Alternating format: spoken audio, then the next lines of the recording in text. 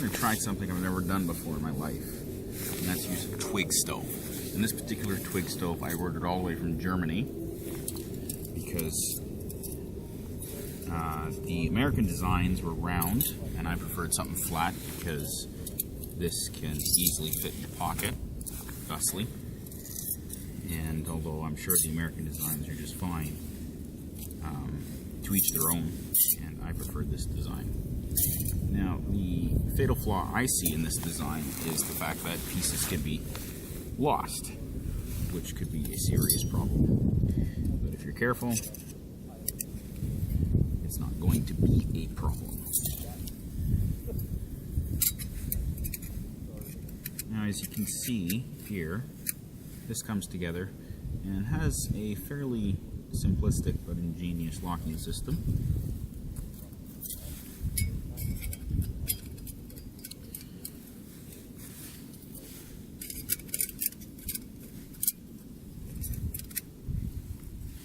So I have half a liter of water, and I have hopefully everything I need to start this little fire. Fortunately, it's been dry for the last several hours in this area. So dead grass is very dry and ideal for fire starting. A little bit of birch bark. And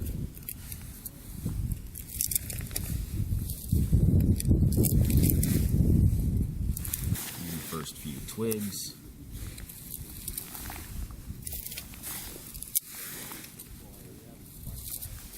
Kind of like that. And because I'm a white guy, I'm not rubbing sticks together for anyone today.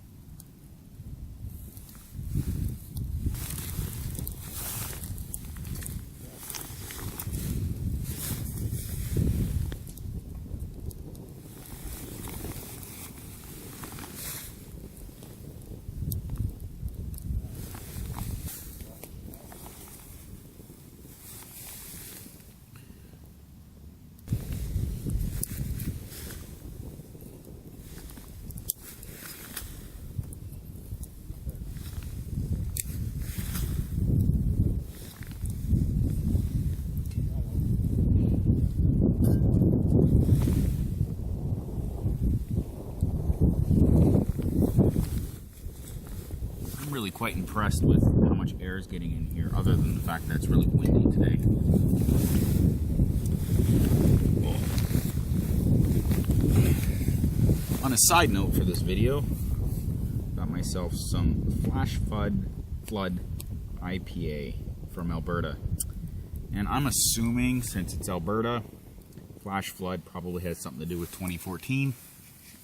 If you're not familiar with that, Google it.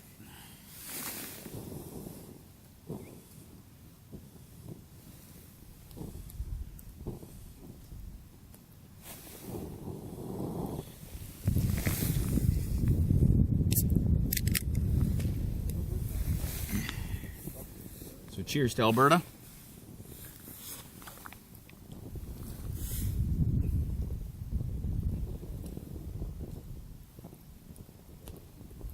At 6.5% alcohol. Yep, you can tell.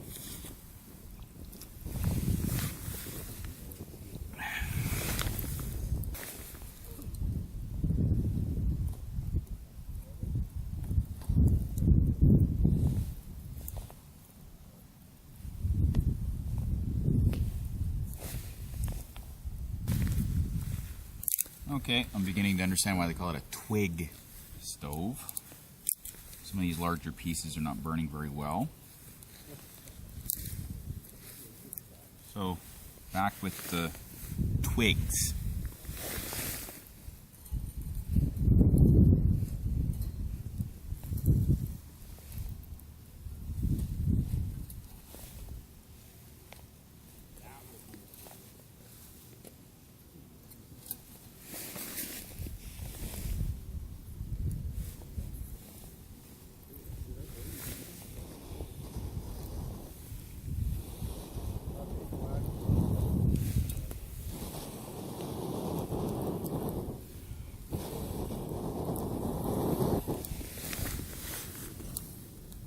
Well, that's back to life.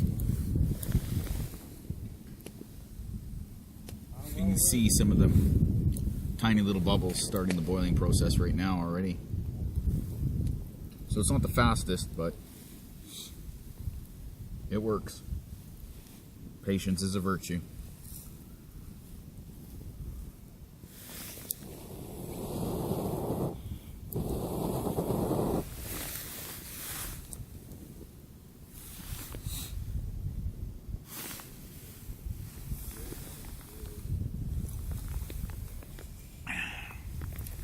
I guess in conclusion, I definitely like this Twig stove design.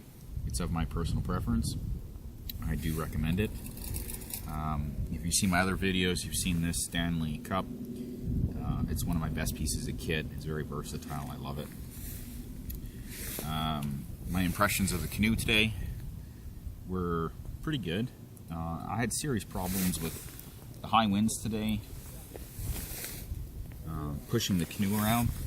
For some reason, the stern wanted to turn, which didn't make a lot of sense considering I was the pivot point with my weight pushing down, and it was the stern that's, I felt, kept torquing in one direction or the other direction.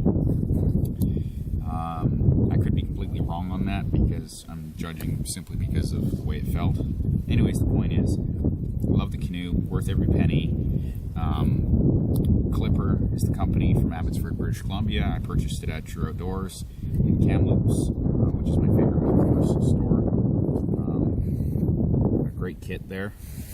Generally speaking, if something's for sale at True Outdoors, it's got some quality to it. So you might be paying a little bit more than somewhere else, but you have a little bit more comfort in knowing that it's usually something of fair quality.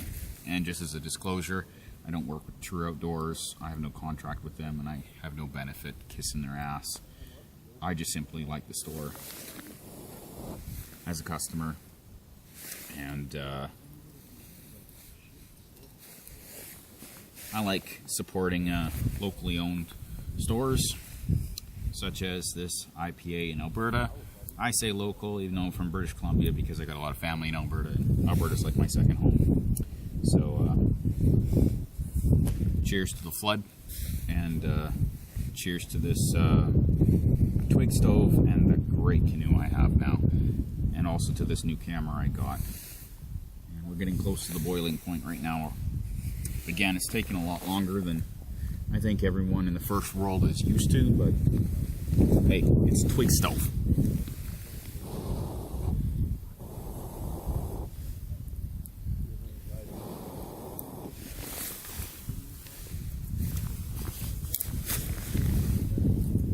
Like this. It's actually throwing off a significant amount of heat, and definitely comfortable out here. It's approximately 5 degrees Celsius. I say approximately because I have no idea.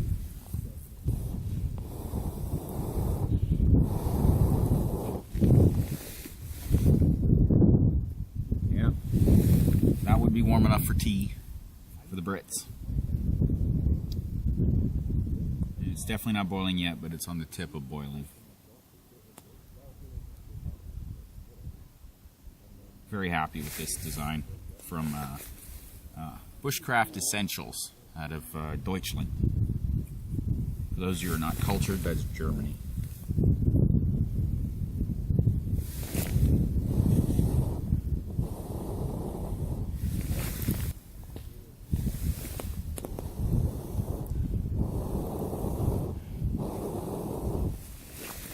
I really hope all that video got recorded. Otherwise, that was a huge waste of my time.